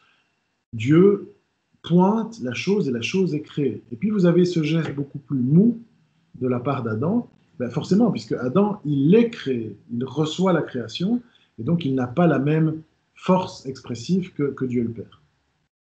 Vous remarquez aussi que, bien sûr, le geste de Dieu le Père, qui vient montrer toute sa capacité de décision, c'est ce qui émane de l'Ancien Testament, le Verbe fait chair, Dieu pense à la chose et la chose existe au moment même. Et vous remarquez, alors, est-ce que c'est une fausse interprétation ou pas, mais les historiens d'art ont souligné que la forme de ce vêtement évoque un crâne humain. Ces artistes étaient férus d'anatomie à l'époque, hein, et que ce serait une illustration de cette idée du Verbe fait chair. Dieu pense, et au moment où il pense, la chose existe déjà. Et ce serait donc une illustration de cette espèce d'abstraction, de choses invraisemblables d'un être ou d'une entité qui aurait cette capacité de faire exister la chose au moment où il la pense. Alors, on a aussi dit que donc l'épisode d'après, si vous reprenez vous voyez ici, hein, attendez, Dieu crée Adam, et ensuite Dieu crée Ève. Hein, donc l'épisode d'après, c'est la création d'Ève. Eh bien, Ève, elle est déjà là. Donc on a déjà cette anticipation de la création d'Ève. Et dans la Bible, on dit bien sûr que Ève est créée à partir de la première création, donc de l'homme, d'Adam. Et les historiens d'art ont remarqué que dans le tibia et le genou, ici, que je pointe avec ma souris, de Adam, on avait le dessin relativement clair d'un corps féminin. Alors vous y regardez d'un peu plus près en agrandissant, je vais peut-être essayer de le faire, voilà.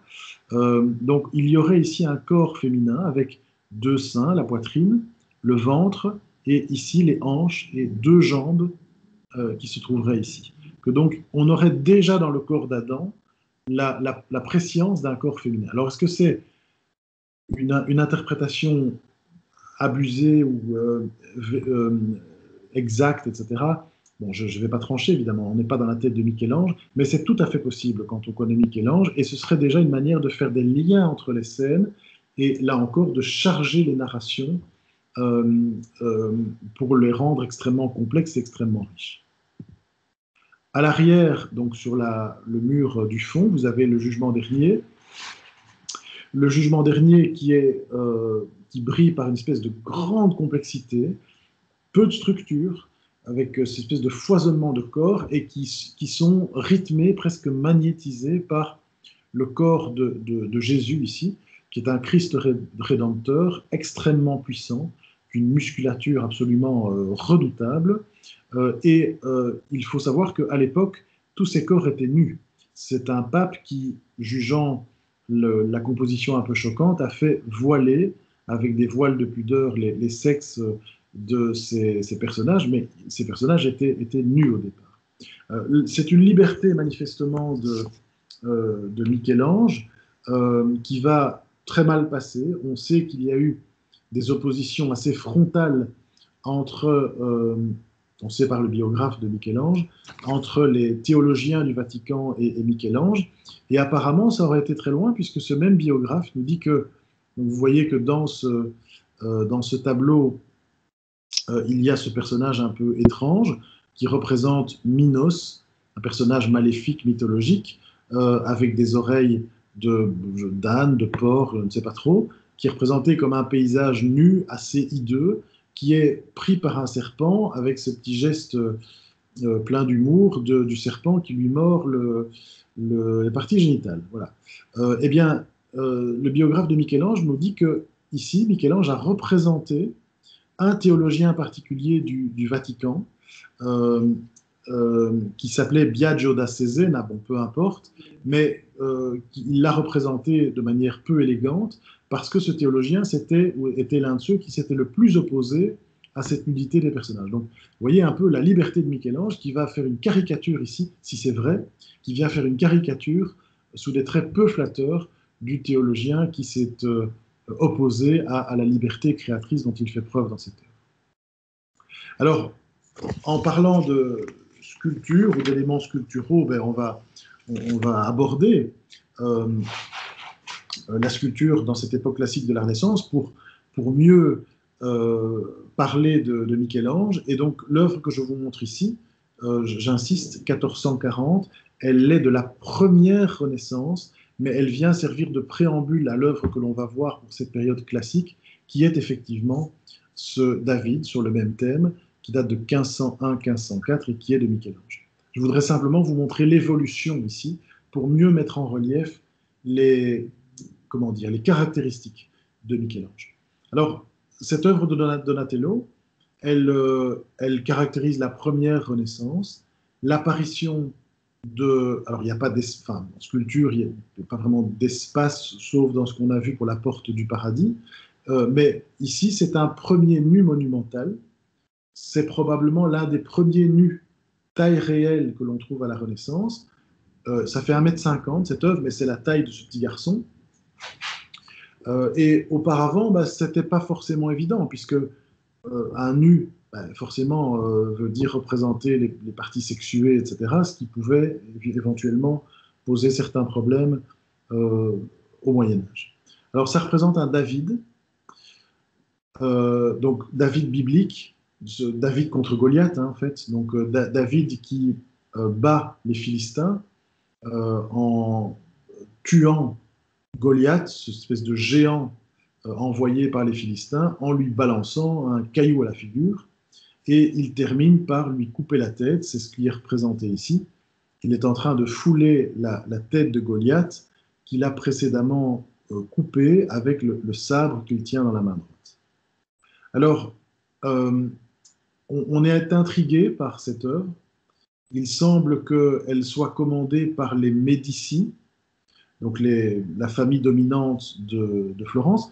Je vous avais montré la semaine passée la maison, le palais des Médicis, et on sait que cette œuvre-là que vous voyez ici se trouvait, on a une attestation, en 1459, on sait qu'à cette époque, elle est dans le jardin des Médicis. Et les Médicis avaient pour habitude d'ouvrir leur jardin au peuple de Florence, qui pouvait aller visiter les jardins, et donc on croit que cette œuvre décorait les jardins du palais des Médicis. Et on le pense aussi parce que vous voyez que Donatello a mis un chapeau un peu étonnant à ce David. Il n'y a aucune raison biblique de lui mettre ce chapeau. Ce chapeau, c'est ce qu'on appelle le pétase, avec un seul S. Pétase, c'est autre chose. Le pétase, et ce pétase est typique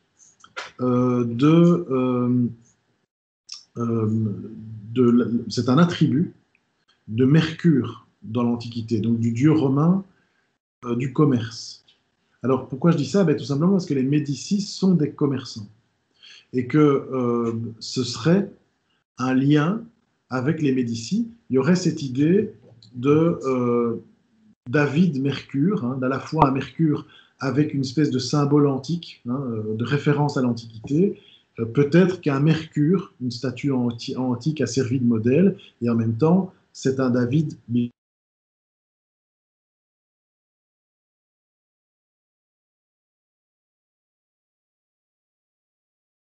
porte une victoire militaire assez éclatante sur les Milanais, sur le duché de Milan.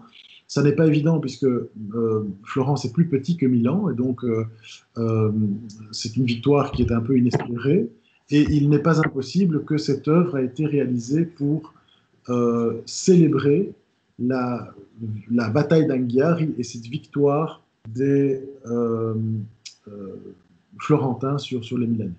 Alors, je vous montre cette œuvre pour annoncer, pour préparer, introduire celle de Michel-Ange, qui réalise un David donc sur le même thème, hein, c'est un David, mais vous voyez qu'ici, on est dans une toute autre composition et une toute autre perspective. D'abord, la taille, 4,30 m, 1,50 m Donatello, 4,30 m chez Michel-Ange. Alors, l'œuvre devait se trouver dans le dôme de Florence. Je peux comprendre que le dôme est très grand et qu'il faut que l'œuvre tienne par rapport à l'échelle, mais un David de 4,30 m, c'est quand même un peu particulier, puisque la caractéristique de David, c'est d'avoir été petit dans la Bible. C'est justement ça. C'est l'idée que le petit a triomphé du géant Goliath. Donc, bon, moi je veux bien, mais un David de 4,30 m, c'est plus vraiment... Alors le géant, il doit faire 20 mètres. Hein. Enfin, voilà. Il y a un effet d'échelle qui est quand même assez étonnant. Alors l'œuvre n'a pas été finalement mise dans le dôme parce que, justement, la taille posait un certain nombre de problèmes. 4,30 m veut dire un sexe masculin à l'échelle de l'œuvre, et dans une église, ça faisait quand même un peu mauvais genre, et donc finalement, il a été décidé que l'œuvre serait mise sur la place la place centrale de Florence, devant le Palazzo Vecchio, et ensuite seulement elle a été placée dans la galerie de l'Académie. Alors, c'est une œuvre assez étonnante, d'abord par le tour de force technique qu'elle représente. Alors, la petite histoire est assez intéressante. En fait, ça faisait longtemps que Florence avait commandé une œuvre de David, et elle avait même acheté et mis à disposition dans une un bloc de marbre pour permettre aux sculpteurs de la réaliser. 2 sculpteurs s'y sont essayés, se sont cassés les dents sur ce travail, parce que le bloc de marbre présentait un défaut, il présentait une fissure à l'intérieur. Pardon, monsieur. Oui. La diapositive a disparu, vous êtes retourné en mode vidéo. Ah, je suis retourné en mode vidéo. Mais j'ai vu la même chose la semaine passée, les quelques dernières secondes. Alors, je vais peut-être devoir... attendez, je vais faire... Je vois pas. Alors, Non, moi, je vois le tout. Ah ouais. Écoutez, je vais simplement repartager, et normalement... Est-ce que là, vous la voyez? Ouais, c'est bon, moi. Voilà. Oui. Voilà, donc bon, je ne sais pas ce qui s'est passé. Voilà. De toute façon, on va bientôt arrêter, hein, mais je voulais terminer avec cette œuvre et donc vous montrer que... oui, donc vous dire que Michel-Ange avait contourné ce problème. En fait, il a la fissure qu'il y avait dans ce bloc, il l'a mise exactement à cet endroit-là, entre le bras droit et le corps. Donc, c'est une partie qui a été ajourée, qui a été vidée, et donc, par miracle, la fissure a disparu. Et dès lors, le problème qu'avait ce bloc de marbre a été contourné. Alors, la grande différence avec le David de Donatello, c'est qu'ici, on a chez Donatello, on raconte l'histoire, vous voyez, il lui a coupé la tête, il tient en main l'épée, on voit la tête. Bon, ici, il n'y a rien. Il n'y a pas l'épée, il n'y a pas le Goliath, il n'y a rien, il n'y a pas la tête coupée, il n'y a rien. Tout est dans l'expressivité, le geste, ce qui se passe dans l'œuvre.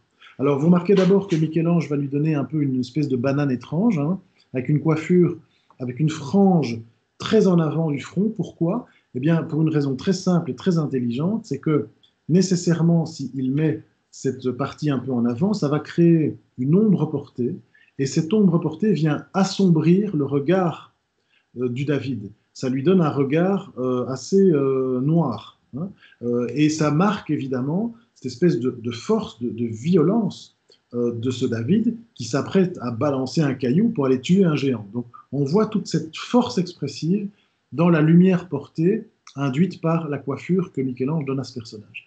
Et puis surtout, on va avoir ce geste très particulier. Alors si j'étais devant vous au Janson ou au Cas, je vous le mimerais, mais là je ne peux pas. On a dit, enfin, alors c'est des Américains qui l'ont dit évidemment, mais ils ont dit que David avait la position d'un lanceur de baseball. Et en fait, c'est exactement ça. Allez regarder, vous allez sur YouTube, vous allez regarder le geste d'un lanceur de baseball. Le lanceur va vraiment passer par cette attitude-là. C'est-à-dire à un moment où il ramasse son pied, il passe son point d'appui, il met tout son poids sur une jambe, il contracte le geste de la main pour pouvoir ensuite, vous verrez le mouvement jusqu'au bout, pour se détendre et pour pouvoir projeter cette balle à une grande vitesse. C'est ce que fait ici le David avec son jet de pierre. Donc on a un mouvement ici qui n'est pas du tout statique comme avant, on a vraiment un déséquilibre de passage sur une jambe et on a un mouvement extraordinairement condensé, concentré, qui vient déjà manifester toute la force, toute la puissance du geste de lancer qui va avoir lieu auparavant.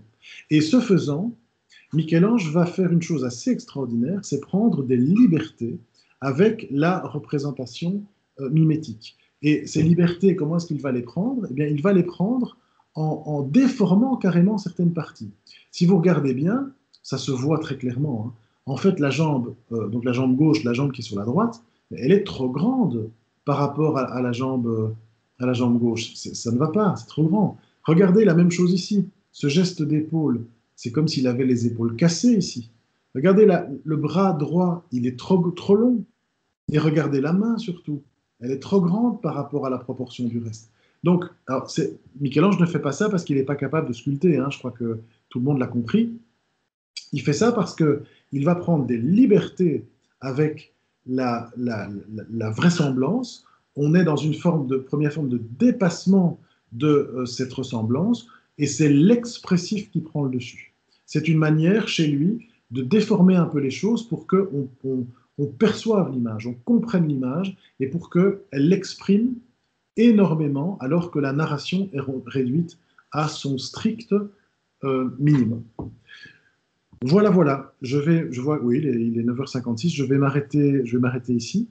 Je vais vous souhaiter une bonne journée, une bonne semaine, et donc on se retrouve la semaine prochaine, à mercredi prochain. Bonne journée. Merci, bonne fin de journée, à la semaine prochaine. Merci. Au Au revoir, bonne journée. Au revoir. Au revoir, merci. Monsieur, j'ai une question.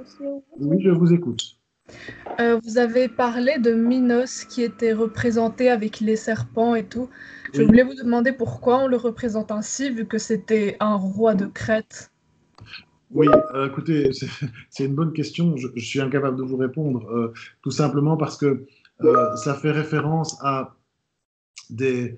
alors, j'irai vérifier s'il y a une raison quand même particulière, comme ça, mais je ne pense pas. Ça fait tout simplement référence à une série de personnages maléfiques qui sont représentés parmi... Donc, vous savez que dans la représentation du jugement dernier, on a les justes et puis les personnages des enfers, si vous voulez. Et donc, Minos est tout simplement associé à ces personnages maléfiques, hein, et donc, c'est pour ça qu'il est représenté, mais encore, je crois, avec les codes, non pas antiques de Minos, mais tout simplement les codes que l'on a à l'époque, et notamment aussi dans le monde médiéval, où les personnages maléfiques, on les représente souvent avec des nez de cochon, avec des parties animales souvent, hein, donc des oreilles de chèvre ou d'âne, un nez de cochon, etc., des pieds de bouc, enfin des choses comme ça. Donc je pense qu'à l'époque, on n'est pas... Nous avons un regard presque d'archéologue où on va essayer peut-être de le représenter à l'antique, mais c'était pas la même perspective à cette époque-là. Oui, parce que ça m'a étonné vu que c'était le roi de Crète, pourquoi Oui, on le représenterait comme ça, mais oui. Bien sûr, mais vous savez, on est au tout début du XVIe siècle, hein, donc les modes les connaissances de l'Antiquité et les modes de représentation des personnages antiques ne sont pas du tout les mêmes qu'aujourd'hui. Oui. Monsieur. Oui, Merci. Au revoir. merci. C'est Oui, pas par rapport à une histoire avec le dieu Bacchus? à quoi vous pensez? Je me souviens d'un conte, je ne sais plus si c'est avec Dionysos ou Bacchus, mais à la suite d'une altercation avec Minos, il lui a fait pousser des oreilles de je ne sais plus quel animal. C'est Alors- Midas en fait. Et oui, c'est Dionysos qui lui a fait pousser. Oui, c'est tout à fait. On va aller investiguer la question la question de Minos, on en parlera au prochain cours. La question du serpent aussi peut être intéressante. Je vous avoue, je ne me suis jamais vraiment intéressé à ça. Pourquoi un serpent? Est-ce qu'il y a une raison tout à fait particulière? Je vais aller vérifier, on en parlera mercredi prochain. Si ça vous va. D'accord, merci beaucoup. Je vous en prie. Merci à vous pour vos questions et pour votre attention. À la semaine prochaine. Au revoir. Au revoir. Au revoir.